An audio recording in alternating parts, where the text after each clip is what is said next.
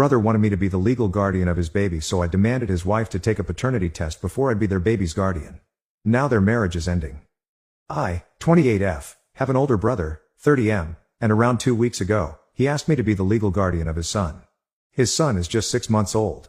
My brother visited me 2 weeks ago and told me that he and his wife wanted me to be his legal guardian because his job required him to move to another city, and his wife, 29F, spends most of her time in the hospital for her chemo treatments. My brother can't reject this offer either to stay back here because it pays more than his current job, and he desperately needs money to pay for his wife's treatments as she was diagnosed with stage 2 liver cancer last month. So he worked out an arrangement with his in-laws where they'll be the ones looking after his wife while he works out of state for 5 days and comes back on the weekends, but they're also kind of aged and won't be able to handle taking care of both his wife and his son, so he wanted me to take over the duties of his son. We have no other family apart from each other, so I'm the only person he could turn to, which is why it was really difficult for me to say no at all. Both our parents passed away when we were in our early 20s, and we've been on our own ever since. My brother works in marketing and I'm a high school teacher, so it's not exactly like we're rich, and I'm too busy and tired to take on any additional responsibilities, like looking after my nephew. I also couldn't just say no to my brother because we're all we have, and it would break my heart if he got mad at me over this. There was also another reason that I was kind of skeptical to agree to this legal guardianship, and that was because of all the rumors and gossip I'd heard about my sister-in-law. We live in a relatively small town and news travels fast. So a couple of years back, I think before my brother even got married, I heard from one of my coworkers that one of her cousins had gotten into a lot of legal trouble over a paternity fraud that she'd pulled off and was now being sued by her husband, whom she'd been fooling. And even though people weren't really sure of it, there was one name that kept popping up when they were gossiping about this, and that was my present sister-in-law's name. I'm really not sure how exactly she was involved or to what extent, but I did know that she was involved somehow, and she'd helped them cover it up for a few years after their child was born. Their son was almost 2 years old when that guy's wife, my sister-in-law's best friend, insisted that they get married so she could quit her job and live at home with their son. His mother suspected that something was off because of how hard she was pushing her decision, and that's how the paternity test finally happened. And we also learned that apparently, my now sister-in-law had played a huge role in this fraud by putting her best friend in touch with her cousin who worked at the hospital and would periodically take money from her best friend and her unsuspecting husband to make sure this was all kept under wraps. So essentially, she and her best friend were fooling the poor guy for money, and while her best friend got into legal trouble for it, she walked away scot-free. Almost 2 years ago, my brother told me that he'd met a woman, and it happened to be the same woman whom I'd heard about in this paternity scam gossip. I'd told him about it back then and warned him, but he was dead sure that she had nothing to do with it, and he trusted her, not the rumors and gossip he heard about her. I didn't know what to say to him, so I didn't interfere, and so within a year, they got married and had a baby. I didn't say anything then because I didn't want to disturb their perfectly happy marriage, and then, last month, she was diagnosed with stage 2 liver cancer, which is why she's been in and out of the hospital for some time now. I haven't said anything about what I heard from my friends back then, but when my brother said that they wanted me to be their son's legal guardian, I decided that I didn't want to get caught up in anything right now, and so I told him that I'd only agree to the legal guardianship because he didn't like the implications of what I was saying and said that I was needlessly doubting his wife even though they'd been together for so many years now. But I stuck by what I said and told him that I wasn't going to be his son's legal guardian if he didn't get the paternity test done first, because I really didn't want any unnecessary trouble in case there really was something that she was hiding still. So after a lot of arguing, he finally gave in and told me that he'd get it done. Then, I didn't hear from him for 2 whole weeks, but all of a sudden, 3 days back, he called me and told me that I no longer needed to sign anything and that he was staying here. I was confused because he'd just canceled the move out of the blue, so I asked him what changed, and he told me to mind my own business and then hung up on me. That really threw me off because my brother was a generally nice and polite person, so I had absolutely no idea what changed in these past few days. I couldn't even ask anyone else because the only person who was likely to know what was going on with him was his wife, and I didn't want to speak to her, so I waited for a day for my brother to come around on his own and tell me what was going on, but he didn't. So I did what I had to and called up my sister-in-law instead for some answers. She answered as soon as I called, and when she did, she didn't waste a second before she started screaming at me and accused me of ruining her marriage. I don't know why she said any of that, but one thing's for sure, something awful has happened, and I'm afraid that it has to do with a paternity test. I'd only been hellbent on my brother getting the test done because I wanted to buy myself some time to think about what I wanted to do about the guardianship, and also I didn't want to invite trouble just in case he wasn't really the parent. But I'm guessing that there was something that his wife had been hiding, and my insistence on the paternity test must have opened some can of worms, because otherwise, I couldn't think of a single reason why my brother would make such a decision.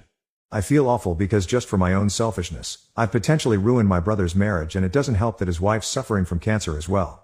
AITA for insisting that my brother get a paternity test done before I agree to be the legal guardian of his baby? Update 1. Thank you for all the kind messages and comments. I'm glad to know that not everyone's judging me for wanting to put myself before anyone else. I spoke to my brother today and he told me everything that had happened in the past 2 weeks after I asked him to get the paternity test done.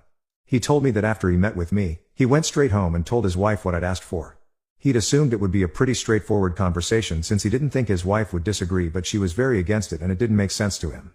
She said that it was insulting that I wanted him to get a paternity test done because that just meant that I still believed she was a scammer, and even worse, she'd been scamming her own husband. So she was against the whole idea of the paternity test and wanted him to look for alternatives. But her reaction to the suggestion of getting a paternity test done was so overly emotional that even he began to suspect that something was off about her behavior, and after a few days of wondering what to do, he finally gave in and decided to get the paternity test done without telling his wife about it. He didn't know what to expect but was secretly hoping that he wouldn't find out anything that he didn't want to. Unfortunately, I think everyone knows by now what he must have found out. My brother and his son weren't a match. He was so shocked by the results the first time that he got the test done a second time, just to make sure that there had been no mistakes, and even the second time around, the result remained the same. He was in shock about what he'd found out, since this meant that his marriage was a lie, but he had no idea how to confront his wife. He'd never paid any heed to the rumors he'd heard about her, not even when I'd warned him, but now, as it turns out, everyone else had been right and he'd been the one who was dead wrong about his wife.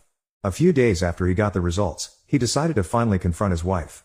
At first, she tried to deny it, but there was no running away from the truth anymore when he knew for a fact that he's not the father of the son he'd been raising for so long.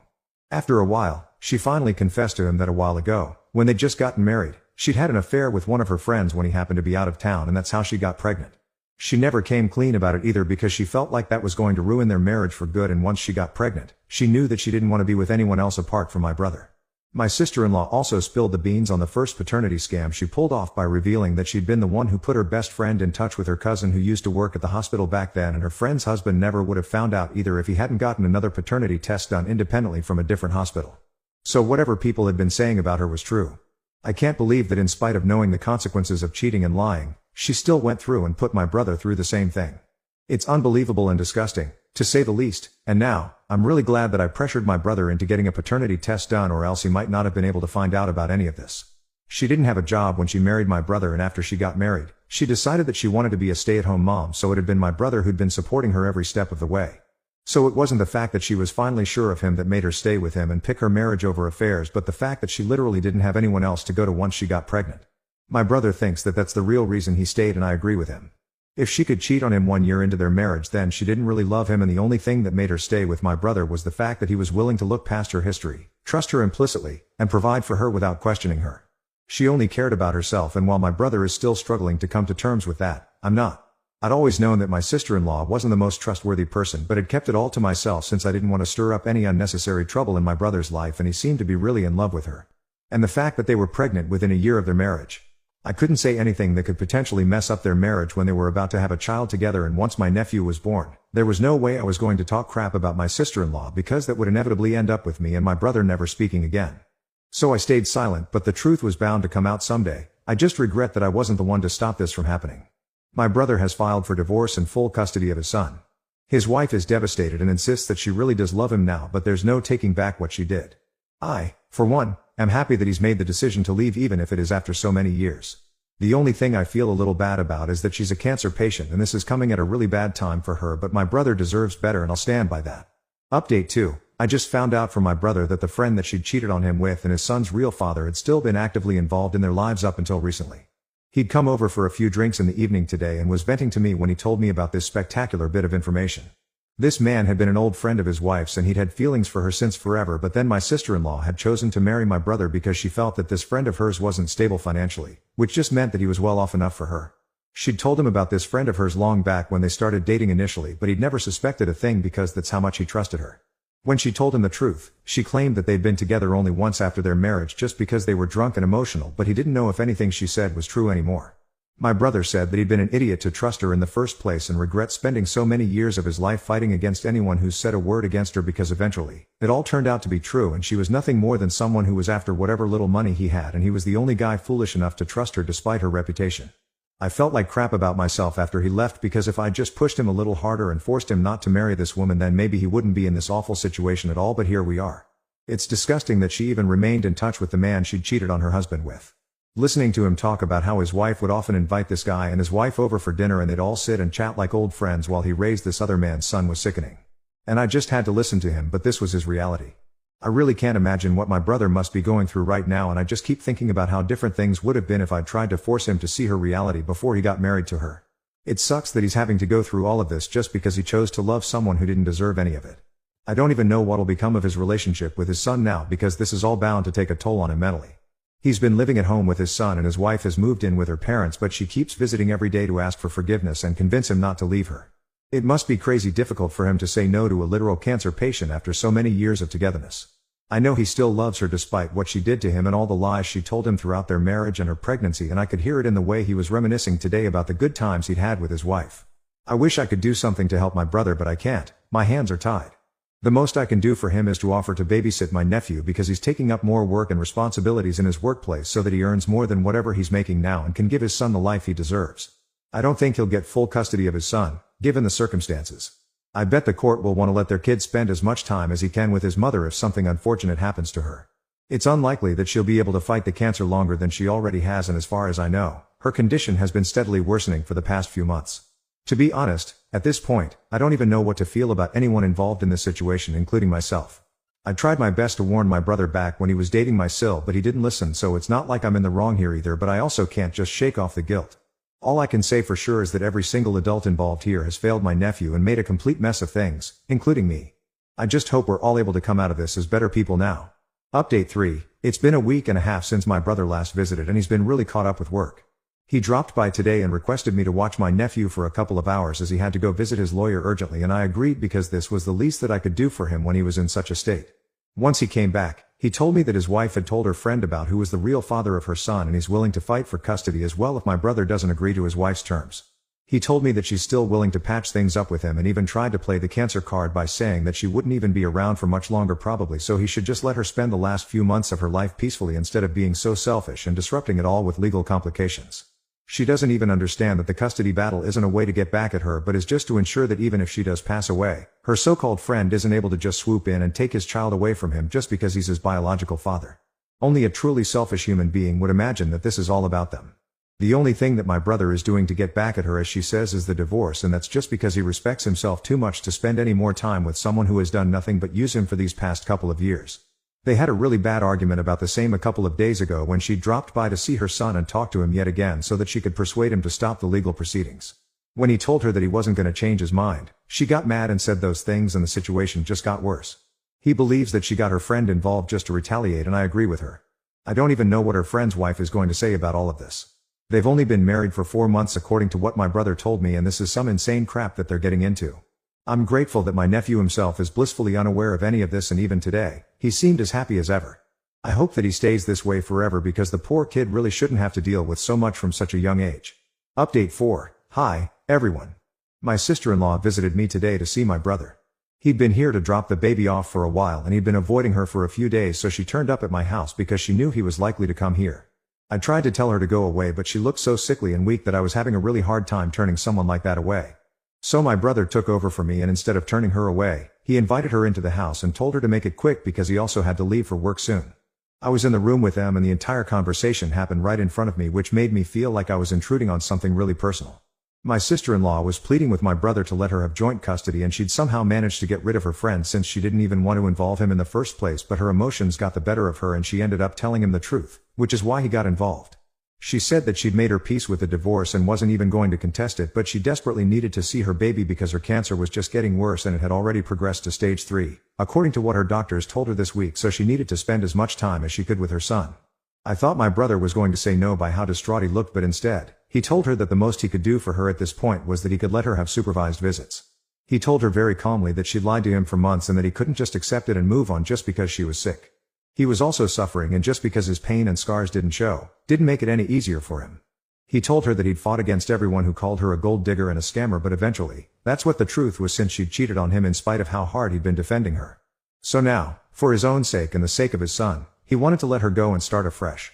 My sister-in-law didn't seem too happy about what was being said, but my brother was quite firm that she could either agree to supervised visits once a week or she could go to court against him.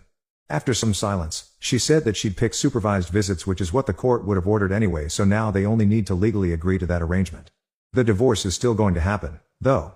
I don't know what the future has in store for my brother and my nephew, but I pray that it's only good things. Now on to the next story. Story 2. Noticed my wife coming home half-dressed, so I checked the security footage. What I discovered ended our marriage. I, 27M, was married to my ex-wife, 24F, for almost 2 years before I found out she wasn't as faithful as she claimed. My wife and I met at the beach on a summer afternoon, and we had a fantastic time together. She had come with a group of male and female college friends. They were all law students, but they decided to take a little break from school. I was also with a few friends, so some of us interacted with my wife and her friends, and we got along well. While other people's conversations ended the day after we left the beach to our different destinations, my wife and I exchanged numbers and kept talking occasionally. Shortly after we met, we started dating and married 2 years later. Before my wife and I married, our relationship was not smooth. My wife came from a well-to-do background, and her parents gave us a very tough time. They were against my wife dating someone like me, and they told her she would be making a grave mistake if she ended up with me. They said so because I worked 12 hours a day, had 2 different jobs, and couldn't get a good paying job, no matter how hard I tried. Her parents were a pain in the ass, but because we loved each other, we vowed to get married, with or without her parents' approval. After months of her parents trying to separate us, they stopped and accepted our relationship. With her parents out of our way, I expected we would not have any other issues, but I had no idea more was coming. 2 months before we married, my wife cheated on me with one of her classmates and confessed to me. She said it happened by mistake, and the guilt had been eating her up. Meanwhile, I had noticed during the time she claimed it happened that she was always looking sad and somehow depressed, and each time I questioned her to find out what was bothering her, she would say she was okay. When she confessed that she had cheated on me with her classmate and couldn't explain how it happened, I forgave her. Now that I share my story, I regret making such a mistake and wish I was smarter. I believed she wouldn't do it again because I felt if she came clean by herself and didn't wait for me to find out, then she was genuinely sorry. This was very hard on me, but because I was young, stupid, and in love, I forgave her, and she promised it would never happen again. We continued with our wedding and were married for almost 2 years. Though we never discussed her escapade with her classmate again, it never left my head. I remembered her confession every day, but I never mentioned it or talked about it. I tried my best to let it remain in the past because she had moved on, and she was trying her best to be my perfect wife. She was extremely nice to me, pampered me, and treated me like the only man in the world. I don't know if it was her way of saying sorry for what she had done, but irrespective of everything she did, each time I looked at her, I wondered if she was still sleeping with him behind me. It got to the point where I began to feel bad because I thought I was still holding on to the past, and I wasn't enjoying our marriage like I should have. It took me a whole year after we married to forcefully put everything behind me and go with the flow. I knew I had not cared for her like I had initially planned from the beginning of our relationship. So, I started making little effort, like making breakfast in bed for her and fixing dinner for us before she returned from work. My ultimate plan was to do something very special for us on our 2nd anniversary, and I looked forward to it. Eventually, the day of our 2nd anniversary reached, and I made all the preparations to sweep her off her feet and at least make up for the times I didn't treat her right. I even got a costly gift, the dress she would wear, and accessories to go with it. I went home early that day from work and waited hours for her to return. When she didn't return home like I expected, I called her to ask why, and she said one of her professors fixed an impromptu class, and she couldn't miss it because attending the class came with a score. I felt disappointed when I heard that, but didn't try to argue. I expected that since it was our wedding anniversary, she wouldn't want to miss a special occasion like that. I can't explain why, but that feeling of her doing something behind me crept up again, and I couldn't shake it off this time. To be at peace with myself, I decided to check her Snapchat location, and it was different from the location she schooled at. I didn't believe it at first, but after checking thrice, I realized my wife had been lying to me again. I went to the location without wasting time, and it rang a bell. It was the same apartment her classmate, whom she slept with before we married, lived in. I'd lie if I said I could explain how we felt that evening. Being heartbroken or disappointed would not describe it enough. I wanted to storm into the apartment and attack her, but I had a better idea. I called her proud parents to come over to the apartment so we could surprise her for our anniversary. I knew they would come because they would do anything for their only child. Not long after I called, her parents arrived, and we went to the apartment to say, surprise. As soon as we knocked on the door, and her lover came to open, her parents saw her walking totally naked inside the house. Her father yelled her name, and her mother pushed her app aside and charged in. I'd love to say that everything was disastrous that evening. She didn't know if she was begging me or her parents. I watched her as mother screamed and questioned her, and her father stood there in shock after she covered herself with the sheets. I didn't say much. I only told her it was over between us and that her cheating on me again was my fault. She didn't understand, and I didn't bother explaining. I don't know what happened between her and her parents after I left.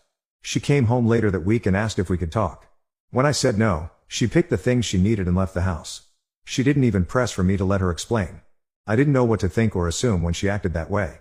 Before she came home to take her stuff, I already contacted a divorce lawyer, and when the papers were ready, she signed them without hesitation. Until today, I still wonder if she ever loved me like she claimed or was only enjoying the tussle of power with her parents. The last time I tried stalking her on Facebook, she posted a picture of her and her app with a mushy caption.